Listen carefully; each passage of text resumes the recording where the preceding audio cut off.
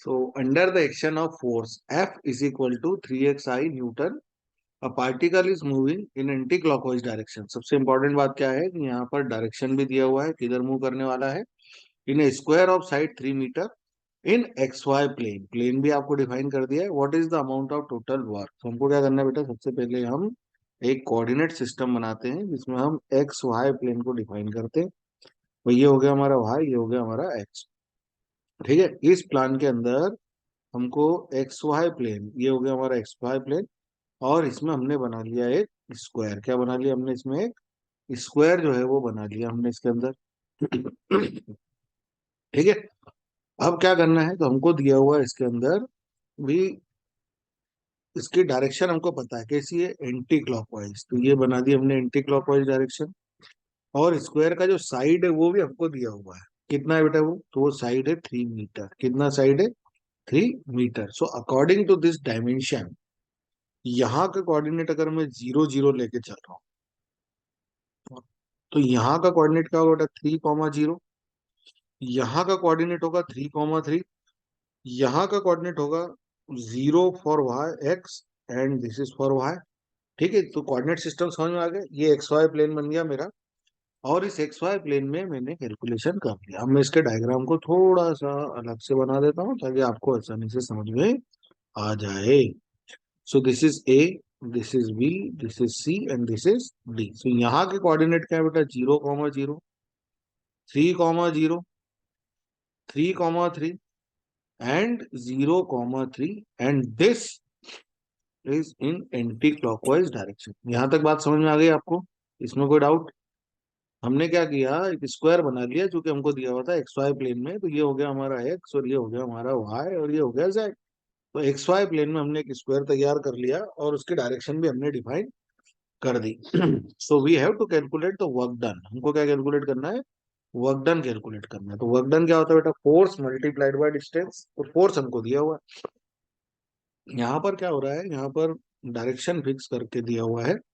So work done is equal to integration of F vector dot d x vector, F vector dot d s vector. अब हम इसमें सबको apply करते हुए चलेंगे। तो सबसे पहले हमारा क्या हो रहा है, from A to B. Work done कहां से कहां तक निकालना है, फ्रॉम ए टू बी। ठीक है, सो ए टू बी जब आप वर्क डन निकालेंगे तो फोर्स कितना दिया हुआ बेटा, 3x इंटू आई, ये तो हो गया फोर्स, इंटू डीएक्स। अब डीएक्स भी कौन सी डायरेक्शन का हो रहा है, आई डायरेक्शन का ही हो रहा है। डीएक्स भी कौन सी डायरेक्शन का हो रहा है, आई डायरेक्शन का ही हो रहा है। और लिमिट कहाँ से कहाँ तक वेरी कर रहा है, तो देखो एक्स कोऑर्डिनेट कहाँ से कहाँ तक वेरी कर रहा है, फ्रॉम 0 to 3। कहाँ से कहाँ तक वेरी कर रहा है, फ्रॉम 0 to 3। तो ये हो गया हमारा ए बी डायरेक्शन का वर्क। Now direction BC. अब बीसी आप चल रहे हैं वाई डायरेक्शन में, बीसी आप कहाँ चल रहे हैं, वाई डायरेक्शन में। तो फोर्स तो आपका उतना ही रहने वाला है, 3xi। और ये हो गया आपका dx जो आपने मोशन किया। But now in this case direction is J. Direction क्या हो गई आपकी, जे। और जो कोऑर्डिनेट है वाई के कोऑर्डिनेट लेना पड़ेंगे। अब जे के कोऑर्डिनेट लेना है तो 0 to 3। देखो ये वाला 0 और ये वाला 3। ठीक है, अब अपन बात कर रहे हैं सी टू डी। कहाँ से कहाँ तक बात कर रहे हैं, सी टू डी। सो अगेन आपका जो फोर्स है वो तो कितना है, इतना ही है। मोशन हो गया आपका ये वाला। अब आप किधर जा रहे हैं, so we are going towards minus direction. किधर जा रहे हैं, माइनस डायरेक्शन की तरफ जा रहे हैं।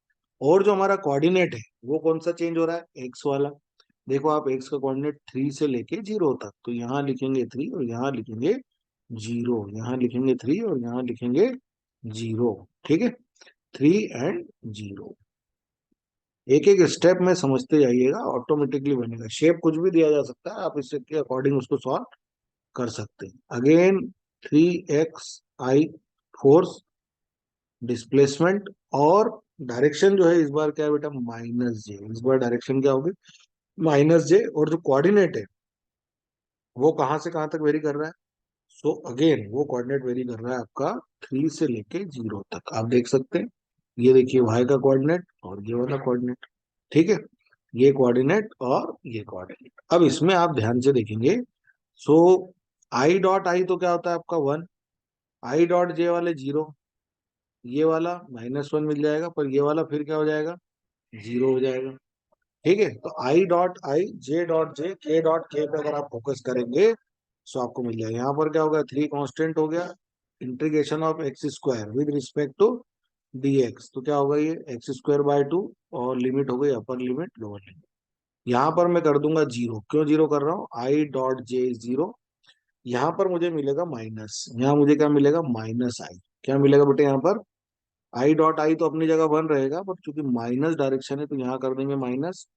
अगेन 3 इज कांस्टेंट, डिफरेंशिएशन क्या होगा मेरा, एक्स, सॉरी इंटीग्रेशन क्या होगा, x square by 2, and limit is 3 to 0, यहाँ तक आ गए। And the last one is again zero, i dot j is zero. इसको आप सॉल्व करेंगे, so 3 into 9/2 -0, -0, 3 into upper limit minus lower limit, upper limit minus lower limit, तो ये क्या होगा, 0, 9/2। ठीक है, इसको आप फर्दर सॉल्व करेंगे तो 3 2 जा 3 3 9 3 जा 27/2, और माइनस माइनस हो गया प्लस, और फिर से हो गया 27/2। सो इसको आप सॉल्व करेंगे, सो 27 जूल, कितना आंसर आएगा बेटा, 27 जूल आपको इसका आंसर मिल जाएगा। A particle of mass m is acted upon a force of p and time t। तो देखो फोर्स दिया हुआ है F is equal to m a, तो यहाँ दिया P is equal to m a, and initial velocity क्या है उसकी, जीरो है, क्योंकि क्या बोल रहा है वो, start from rest. So V is equal to u plus a t, so u को रखेंगे जीरो, तो V इज इक्वल टू क्या हो गया, a t. V is equal to क्या हो गया, a t.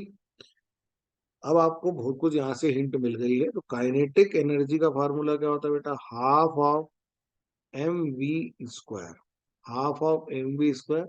So half of m, v की वैल्यू हो गई आपकी 80 स्क्वायर। ठीक है, वी की वैल्यू क्या हो गई आपकी 80 स्क्वायर। ठीक है, और क्या कर सकते हैं, और देखो कहीं पे अपन इसको ला सकते हैं क्या पिक्चर में, तो ये क्या हो गया, m a square t square. पर हमें तो पी के फॉर्म में आंसर दिए हुए हैं ना, तो यहाँ क्या करो, मास से मल्टीप्लाई करो, मास से डिवाइड कर दो, तो ये क्या बन गया, half of 2m, m square a square into t square. So half of 2m p square into t square, so our answer is p square t square by 2m, p square two square by 2m, ये हमारा second वाला option correct हो जाएगा। So the maximum extension in the spring in given figure. ठीक है, तो हमको क्या निकालना है, कि अगर हमने इस सिस्टम के अंदर क्या कर रखा है, कि स्प्रिंग को सीलिंग के साथ अटैच कर दिया, और उसके दूसरे एंड पे हमने क्या कर दिया, मास अटैच कर दिया है, और जैसे ही आप इस मास को रिलीज करेंगे, तो ये क्या होगा, नीचे की तरफ डाउनवर्ड मोशन करना स्टार्ट करेगा, and due to this motion इसमें क्या होगा, एक एक्सटेंशन होगा, and we have to calculate this extension. तो अभी कितने ही क्वेश्चन हमने किए, क्या बताया हमने, लॉस, क्या निकालना है हमको, लॉस निकालना है, loss in potential energy of particle is equal to gain in potential energy.